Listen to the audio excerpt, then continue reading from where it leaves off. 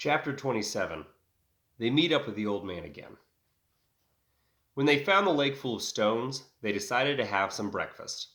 Well, rather, it was brunch, but the Italians don't have a word for brunch. They drink espresso and have a pastry for breakfast.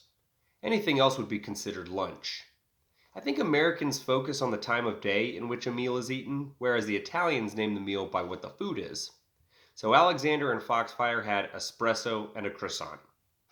Just kidding. They drank some of the dirty lake water and tried to chew on some plants nearby, but ended up spitting them out when their tongues swelled up and their teeth began to itch. This was an adventure, after all. Remember that he, who was Alexander, was not wearing a shirt. He had fought the monster without it, and he was pretty beat up afterwards. When Trix began licking his wounds to make him feel better, Foxfire pulled him over and began using the lake water to clean him up. The lake water, which was now polluted with whatever was left of the monster he had destroyed. This is an attempt at irony. As she used her bare hands to rub away the dirt and blood drying around his cuts, he could feel himself becoming larger. His muscles flexed wherever the chill of her soft, thief hands touched. But also he grew larger in the way a teenager boy might if his very attractive crush was bathing him and humming next to his ear. He waited for the perfect moment to just kiss her and be done with it. The moment came. He turned to her. And the old man was standing behind her, so he, who was Alexander, cried out without tears. And Foxfire also flinched and whipped around.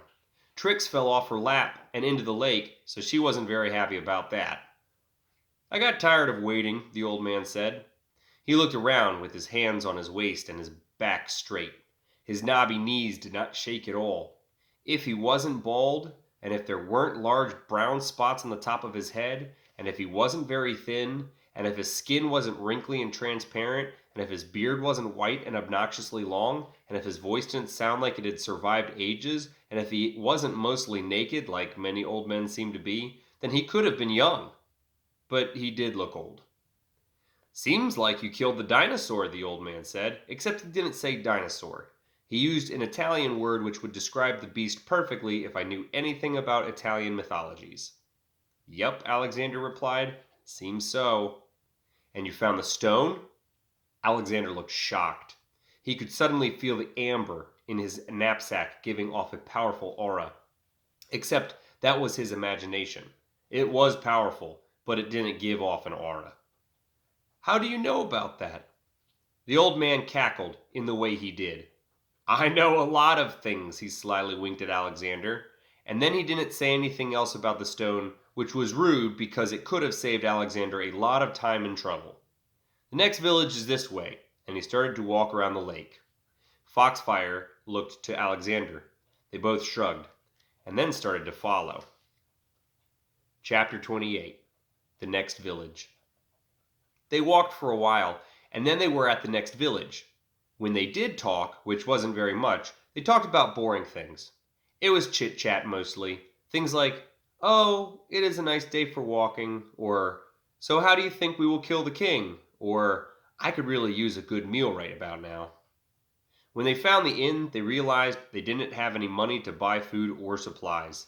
But as soon as the innkeeper saw Alexander's new sword, he gave them each a free meal and offered them a room to stay in for the night. He was very courteous. He was very kind. Honestly, he didn't recognize the sword since the wizard had messed up his memory. He just had a feeling that it was important, and he needed to treat the man carrying it with some kind of respect. That was convenient. The old man suggested they spend their afternoon preparing for the trip to the king's castle. He would discuss with the other old men in the tavern whatever rumors or news there was about the king's defenses. And Alexander believed him too. So Foxfire went off in the woods near the village to find anything of value which she could sell or trade. She took Trix with her, and they agreed to come back before the sun set. Alexander explored the village to see if there was anything of use there. He discovered a brothel. His visit there was short and as confusing, but his virtue remained intact. Also, he added a bottle of perfume to his knapsack. An older woman, of high fashion and grace, offered it to him for a simple kiss on her cheeks. And since Alexander had already kissed a witch, he figured twice couldn't hurt. He figured the perfume would make a good present for Foxfire. He discovered a library. Although the librarian would not let him take a book without proof of permanent residency, he was able to take away a roll of parchment and a charcoal pencil. But this wasn't something the librarian gave him. This was just something lying around. He discovered a hospital, which was really a hut where an uncertified doctor lived. After describing the amazing qualities of magic that healed his scratch and the fatal wounds of his friends, Alexander convinced the doctor to give up science in favor of witchcraft. And since the doctor no longer needed his instruments of precise measurements and quantifiable data collection, Alexander acquired a magnifying glass, a jar filled with leeches, and a sharp knife which had been often used to treat boils and pus-filled cavities. And within a matter of months, everyone in the village became sick and several people died before the new wizard reconverted to modern medicine. The final place he, who was Alexander, discovered was a small farm. After seeing the sword, the farmer handed Alexander a baby piglet and a small pouch filled with magical beans. They were magical, you see, because they were so small, but if planted in soil and water and taken care of, they could grow to produce even more magical beans. Imagine that! After exploring the village, Alexander returned to the inn and met up with Foxfire to take inventory. The old man didn't leave the tavern until long after the two of them had fallen asleep, Foxfire in the bed, Alexander on the floor. With Foxfire's herb and edible roots, their inventory was now this: a knapsack, a ruined letter, a smooth stone, an amber stone, 4 gray pebbles, a bottle of elixir, a half bottle of healing potion, a ring, a roll of paper, a charcoal pencil, a bottle of perfume, a piglet, a bag of beans, a shadow world potion, a magnifying glass, a scalpel, a jar of leeches, a dried honeycomb, a sword. Some of these things Alexander hid from Foxfire. He wanted the perfume to be a surprise, and the ring too. He couldn't hide the pig, though. She didn't like it, but Alexander named it Piggles, and that was that. He found a shirt in one of the inn's dressers and decided to just take it. Then they went to sleep. Chapter 29. When he puts the stone in the sword. What did you learn? What did I learn? While you were at the tavern, the other old men. Did you learn anything useful? Oh, no, I was drinking. Alexander cut the sleeves from his new shirt off, since the weather had been pretty warm for the most part, and he used the fabric to make a sling which he hung his sword from. He also was looking for other ways to save space, since the jar of leeches wasn't fitting well. Although he did not come up with a better knapsack, he did notice that the amber stone had a shape. He recognized that shape from the hilt of the sword, and so he popped the amber stone into the hilt, and nothing happened. Just before they left the village, they were stopped by a gang of 6 men. The men had huge beards, and they wore black leathers. They didn't wear motorcycles because Italy didn't have motorcycles at the time, but we can imagine they were the equivalent to a bike gang.